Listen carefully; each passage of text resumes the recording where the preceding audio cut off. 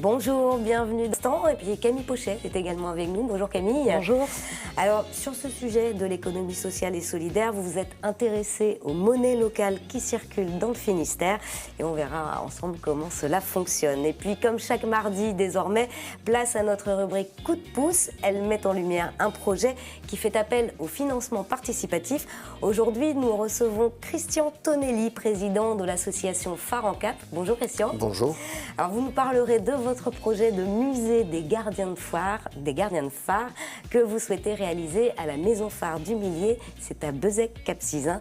Ce sera en fin d'émission. Et tout de suite, on passe à l'instant coup de pouce.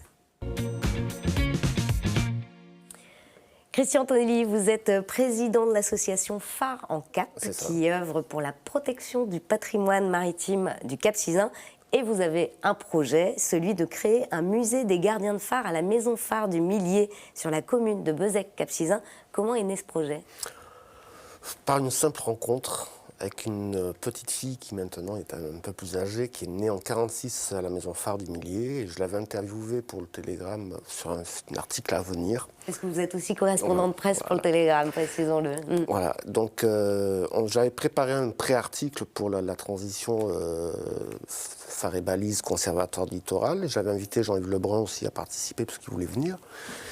Et puis à un moment donné, Jeanne-Marie, donc, qui est née en 1946 sur le phare, elle me dit mais il faut faire quelque chose. Parce que pour l'instant, il n'y a rien dans le phare du Millier. Il n'y a rien. Faut pas dire qu'il n'y a rien. Disons qu'il y a déjà Cap Accueil qui l'utilise dans le cadre d'Art à la Pointe 6 semaines par an. L'été. L'été, on a calculé, ça équivaut à peu près à 3 à 4% de la fréquentation touristique de la pointe. Donc, c'est pas suffisant. Alors, que voulez-vous montrer dans ce musée? Nous, on veut l'ouvrir déjà au public, toute l'année. Toute l'année. Voilà, il faut que le Cap-Sizun se réapproprie son patrimoine. Hein, parce que on est une association, on n'est pas propriétaire. C'est un patrimoine qui appartient aux capistes dans leur histoire. Hein, c'est une histoire de vie. Hein. Par Jeanne-Marie, on le sait.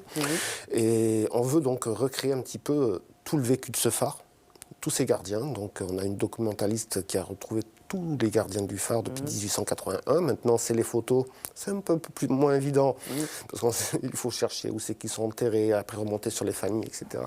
Mais on va y aller. Il y a des documents Très peu. Très peu. Sur la maison du Millier, très peu, c'était des phares intermédiaires, donc c'est vrai qu'il n'y avait pas grand-chose, mais on y arrive. Par contre, oui, on a retrouvé des archives dont la note d'allumage des feux à l'époque, comme quoi le 15 mars 1881 à minuit, un feu allait être allumé. D'accord.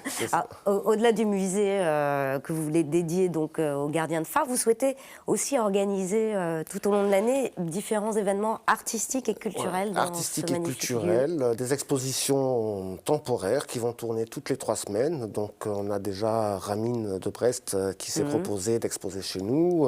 Je pense Ronan Folie, Didier Grimbert, la princesse Sophie de Roumanie, 4e fille du roi Michel de Roumanie, qui est aussi notre ambassadrice et présidente d'honneur, qui va exposer aussi ses photos, hein, parce qu'elle est artiste photographe à Carré.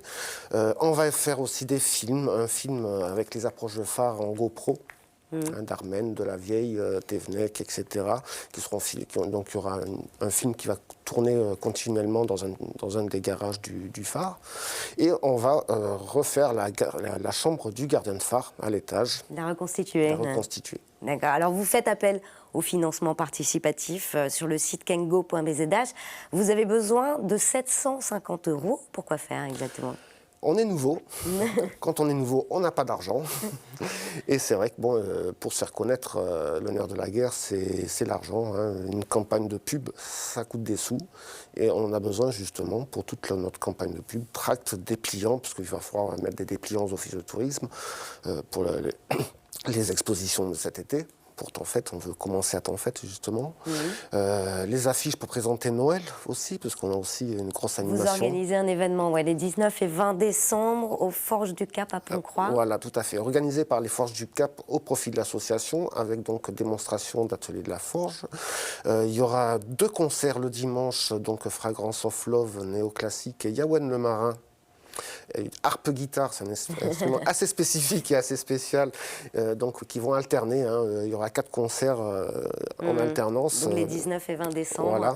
Plus exposition photo, noir et blanc, Jean-Pierre Keller, Didier Grimbert, Ben Arbet Photographie, qui a fait une très belle photo de l'Hermione au Ratsin. Et tout ça pour permettre de recueillir des fonds pour l'association. Quand voulez-vous ouvrir ce musée? Alors, nous, on s'est donné un objectif autour du 15 juillet. D'accord, Voilà. 2016. 2016, avec peut-être les nageurs de l'extrême. C'est-à-dire, il y aura une animation. Il y aura de l'animation, on va faire du Reuse. D'accord. Eh ben merci Christian Tonelli d'être venu nous présenter votre projet. Et si vous voulez participer à la réalisation de ce projet de Phare en Cap, rendez-vous sur kengo.bzh. C'est la fin de cette émission. Merci à tous de votre présence. Demain, vous retrouvez Pauline. Et puis d'ici là, passez une excellente soirée sur TBO. Ciao.